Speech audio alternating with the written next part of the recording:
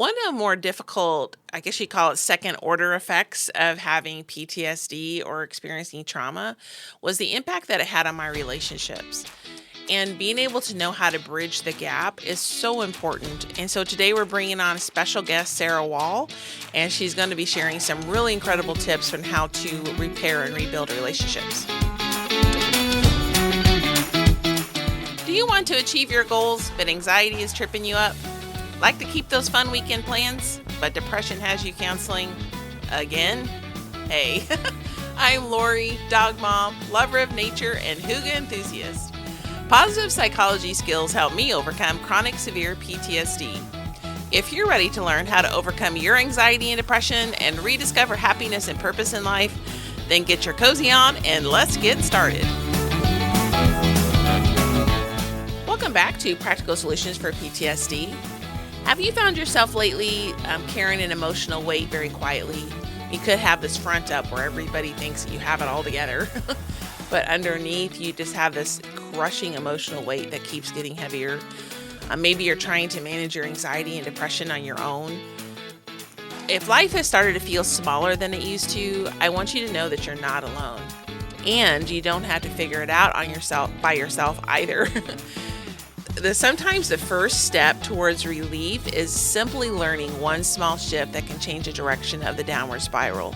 That could be a change in behavior, a change in thinking patterns, or any number of things. So that is what the Calm Emotional Overwhelm is designed to help you with, is to give you those practical tools, very tangible, real life solutions that can help you make those small shifts that can reverse that downward spiral. So you can sign up today. It's at ceoworkshop.grwebsite.com. The workshop is live. It's also free. It's going to be on April the 21st at 10 o'clock Central Time.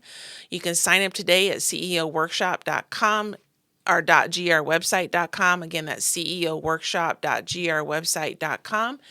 And reserve your seat. There is limited seating, but you can reserve your seat today, and I hope to see you there. One of the issues that we often run into when we're dealing with PTSD, anxiety, depression, is it can lead to problems in our relationships. Either we're feeling overwhelmed with all the struggles that we're dealing with ourselves, or maybe the relationship is actually one of the triggers that's causing the depression and anxiety. It could lead to us feeling very isolated and alone, and increase that loneliness in our lives. And I've said this over and over again, we are created for community. We're created for other people and relationships. And it's very important we have them in our lives, but it can also be very complicated and very hard and difficult, especially when you're dealing with a broken relationship. And so I wanted to bring on a guest to be able to help and provide additional perspective on this, to give us some practical tools for how to do that. By bringing on Sarah Wall. She's the host of the Awakened Christian Woman podcast and a Christian faith mentor who helps women move from worry and heartbreak to deeper trust in God. The ending of her first marriage and the loss of close friendships and the seasons of estrangement from her adult children left her feeling disillusioned and defeated. Through these experiences, though, God taught her how to pray through pain and trust Him with her children in strained relationships. Today, she helps other women anchor their hearts in God's promise, trust Him with what they cannot control, and find peace even when life feels uncertain. And while Sarah does specialize in estranged or prodigal children and reconciling them with their mothers, she has some really, really practical tools to help bridge the gap with broken relationships that will help any of us, myself included. She's really good information. I'm pretty excited to bring her on the show here and for her to share that information with y'all. I think you're going to really enjoy this. So sit back and enjoy the interview and the great time. I had such a fantastic time interviewing Sarah. I'm really looking forward to sharing this with you, and I hope you really enjoy it.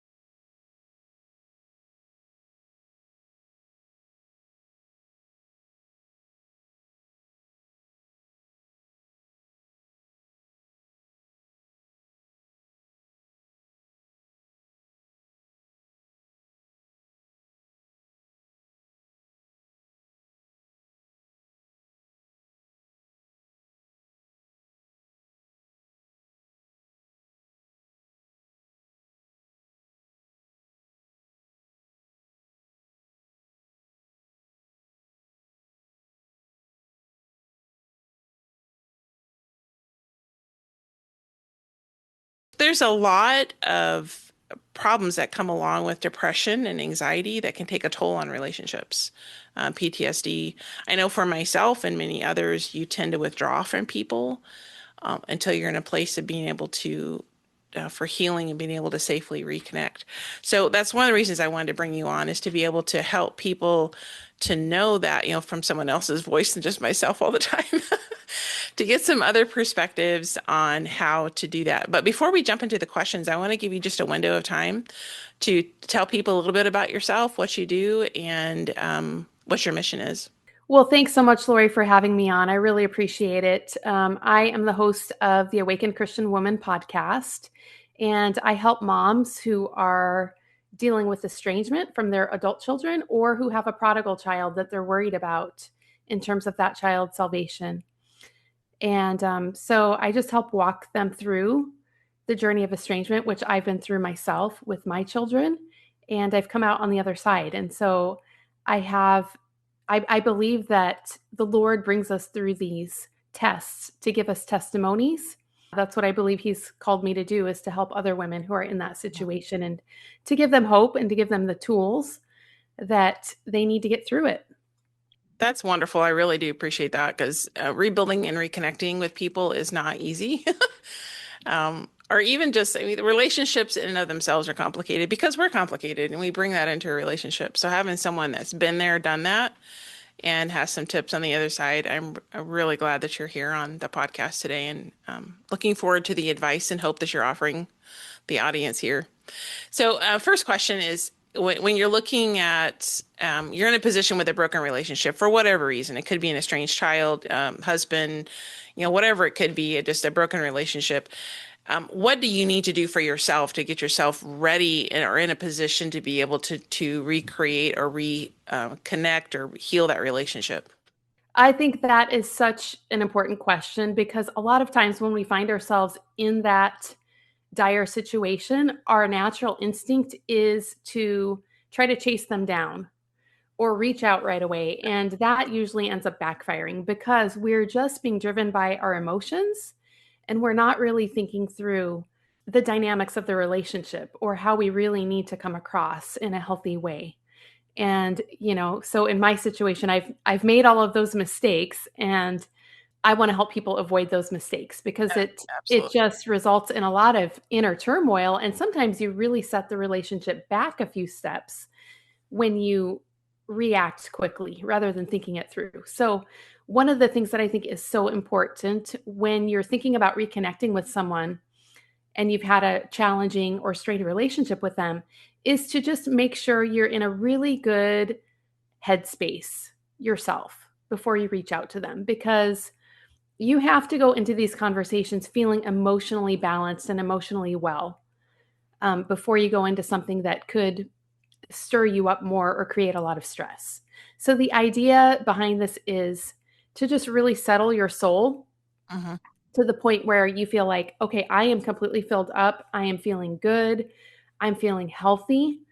And you have to be able to go into that reconnection mode, not expecting anything from the other person at first, Right.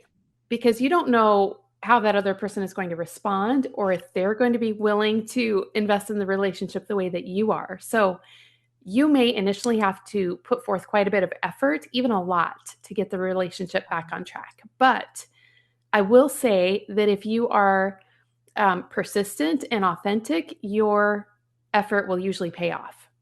So, along with that, I would say, the importance of having some kind of support in place can't be overstated. That could mean having a couple of friends or a sister who you can call, or your partner, or a counselor, maybe. But whoever it is, you need somebody in your corner who you can just talk to and you can call after a difficult day or to brainstorm and bounce ideas off of the wall. That should be somebody who you can rely on for encouragement and care. That way, if you end up having a difficult conversation with the person that you're trying to reconnect with, Mhm. you have that other person to fall back on for support rather than looking to the person in the strained relationship for support. You don't want to be asking Right. them for support or crying on their shoulder because they're maybe not going to have that level of empathy that you need. So you just need that person in your corner who you can call, somebody who's a really good listener. The other thing that I think is really important to consider when you have a strained relationship is to consider, you know, what led to the distance between you. Did you simply drift apart? Was there a big event like an argument? Is there something that you need to apologize for? And it could be something very minor in your opinion, but it could be major in the other person's opinion. You know how that happens? Yeah. It's kind of strange how that happens, but you might think that, there was some little incident and it was no big deal, Mhm. but their feelings were really hurt. And so there might be something that you can do to make amends in that way. Or, did you just distance yourself from that other person because you were dealing with some kind of mental health issue or crisis Mhm. that the other person didn't fully understand and you just needed space? I think a lot of times we don't understand that that's going on with the people that we're dealing with sometimes. Those are all things that can be easily explained when you try to reconnect, and people are generally pretty gracious if you approach the topic gently. It's important to think about that in advance because whatever it is that led to your separation in the first place could happen again if you aren't aware of the cause, or if some kind of correction needs to occur to start again and to get that relationship into a healthier place.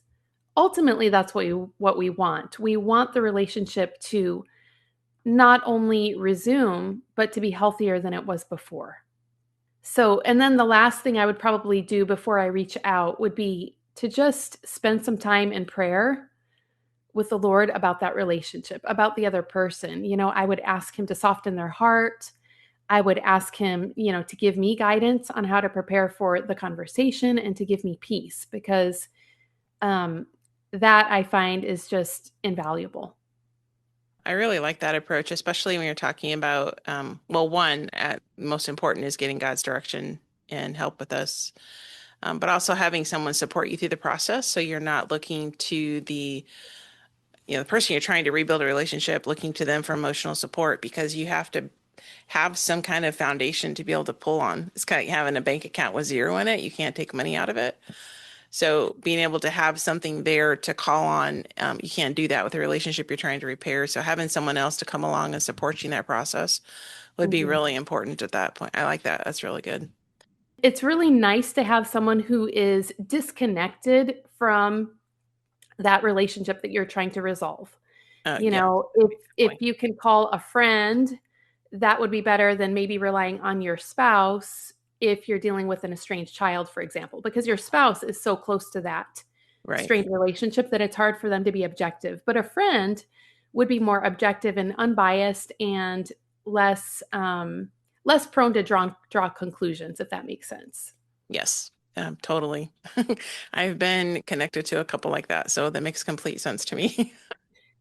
So, one thing is you can tell from the title of the podcast, Practical Solutions for PTSD. I love practical solutions, but is there some simple things that you can do for someone who's feeling emotionally overwhelmed already? So they're not really in the place to do complicated processes, but just some simple solutions to get their hands around that can help at least get them through those initial steps. Yes. I think some tips to actually reach out and reconnect would be think about the day that you plan to reach out. Make sure you're feeling good that day. Make sure you have plenty of time and nothing else stressful planned that day because I find myself that reconnecting can cause a little internal stress already.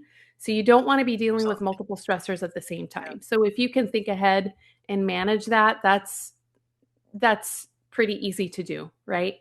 Hmm. And then I know that texting is so incredibly common these days and people think it's easy, right? I just get out my phone and shoot off a quick message. But in my opinion, it's not a good strategy or communication method when it comes to reconnecting with someone who you haven't talked with in a long time or in a while or with whom you had a really difficult conversation last time. So much that can be misinterpreted Oh, or lost when it's in writing. And text also can be really easily ignored which leaves you feeling like, did the other person get my message? Did they care?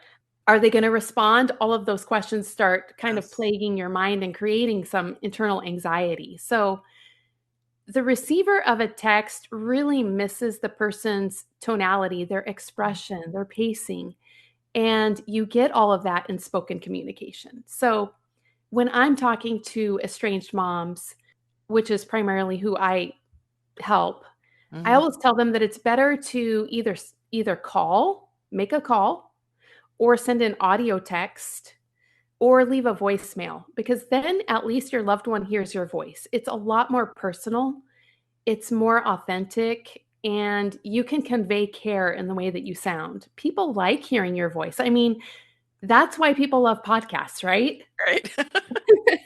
Yeah. So people just feel more valued when you speak to them audibly. There's a deeper connection than there is with written communication. All forms of communication are not equal. This is very true. And how many people have read an email from somebody and completely misinterpreted the other person's intent behind the email just because it was in written form? Yes. You're missing the other 90% of that communication. Yeah, so I would definitely, at least for the initial couple of contacts, I would definitely reconnect with someone through a phone call or a voice text or by leaving a voicemail. And I know that might sound really scary at first, but let me share a simple way that's not so scary. I would jot down a short list of points that I want to mention to the other person. I would do that before I pick up the phone. And then that way I know already what I'm going to say. Not like a script, but just like a couple of notes to keep me focused so that I'm not going to go off track in the conversation. And that's especially helpful if you're really nervous about making the call. Like Mhm. if you're not sure how the other person's going to respond, just having those couple of notes makes it much easier to focus because it removes all of the guesswork. And you're a lot less likely to say something that you'll regret if you have a couple of points jotted down. And You know keep what the I mean? conversation focused and on track. Yes. Yeah. So I would also, another tip to make this simple and easy is I would plan to make that first initial call or voicemail or audio text brief. It's just like an initial touch point to say, "Hey, I was thinking of you. I'm wondering how you're doing. I really care about you. I hope you have a great day. Bye." It's literally like that short. And I have a couple of reasons for doing that. When you know it's going to be brief, maybe a couple of minutes, it's a lot easier to plan what you're going to say. You don't have to come up with anything long or difficult. You know the call probably isn't going to last long when you plan it that way. So if the conversation doesn't go great, that's fine. You're not stuck staring at somebody across the dinner table at some restaurant and Mhm. thinking, I have to deal with this stressful conversation for 30 minutes. Another reason I like it is that if the person on the other end actually picks up the phone, you can pick up a tremendous amount from that brief call. Just listening to the person's voice on the other end, and they can pick up a lot from you. They might be surprised that you called. They might be really happy that you reached out. But as you talk, you'll probably be able to tell if they're open to the idea of talking more. And if they are, that's great. They might say it was good to hear from you. They might say they hope to talk to you again soon or that they'd like to get together. They might ask you questions, which indicates they want to talk more. If you just feel really scared about this idea of making a phone call and the idea that they're going to pick up and you're not sure how that's all going to go, because, I mean, we're people who easily get anxious about things like that, right? Sometimes. If you're feeling like that, then I would go with the audio text option. You can do that in Messenger or I think through just general texting where you record a little snippet, send them that little short voice message, and that's an easy way to ease into that reconnection. Those are all really good practical ways to be able to handle that. We're going to take a quick pause in today's interview, and we'll be airing the balance of this in the next episode, so stay tuned for that. If you're enjoying the wisdom that Sarah is offering in this interview, you may want to connect with her beyond this episode. She is the host of the podcast Awakened Christian Woman, where she dives deeper into topics of trusting God with your estranged and prodigal children. You can also find her community on Facebook at Praying Moms for Estranged and Prodigal Adult Children, where she continues these conversations and provides support and encouragement. If you're looking for more structured help, she also offers a coaching program called Peaceful Parenting Call for Christian Moms. I have included all the links to this in the show notes so you can easily find her, and we will be airing the balance of this interview in our next podcast.